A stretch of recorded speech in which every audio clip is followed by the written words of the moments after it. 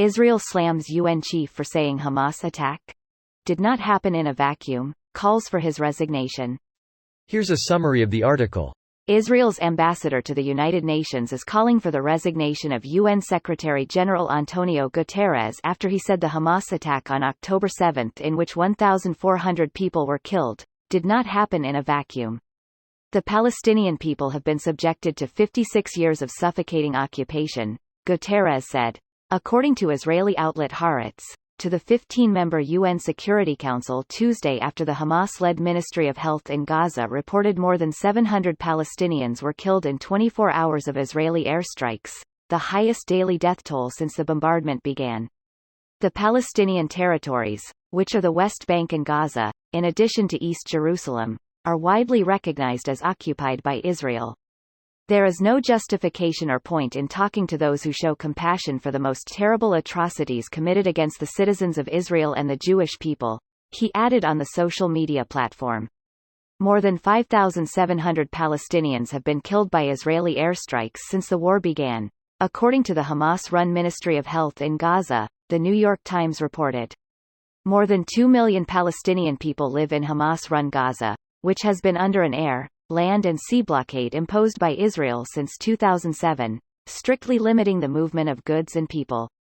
On Monday, the European Union's foreign ministers failed to reach a unanimous recommendation calling for a humanitarian pause, to allow aid to reach Palestinians in Gaza even as a majority of those assembled agreed to call for one.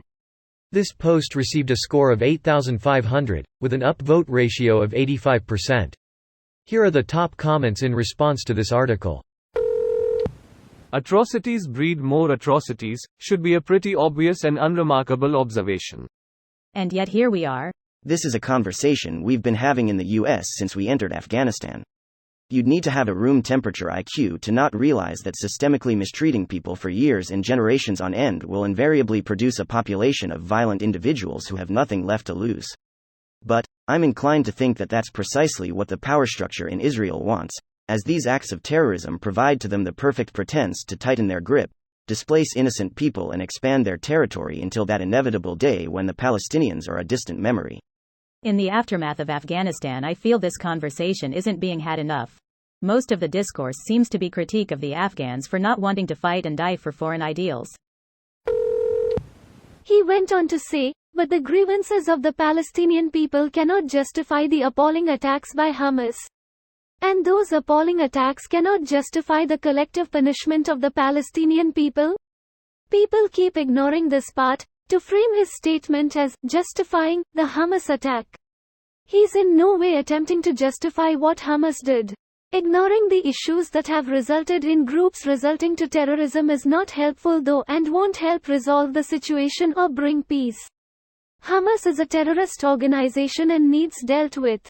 I always despised both sides' arguments, but this conflict is so bizarre because it seems like everyone on each side won't acknowledge anything even slightly bad being committed by their team. Anyone who deviates from either of these extremes is immediately attacked. You can condemn the actions of one side without choosing the other side. But a lot of people are drawn more to conflict than understanding, so nuance isn't always part of the goal. It goes beyond this even. If you try to not take a particular side, then you'll also be accused of tacitly supporting one side or the other. Basically, everyone is expected to take a side here, which is incredibly dysfunctional. It doesn't help that a lot of modern discourse, especially stuff on the internet, doesn't leave much room for nuance. If your stance has a but, or an except, or some other kind of qualifying statement, generally people will only hear the first part, which can tend to make productive discussions difficult. I call for Netanyahu's resignation.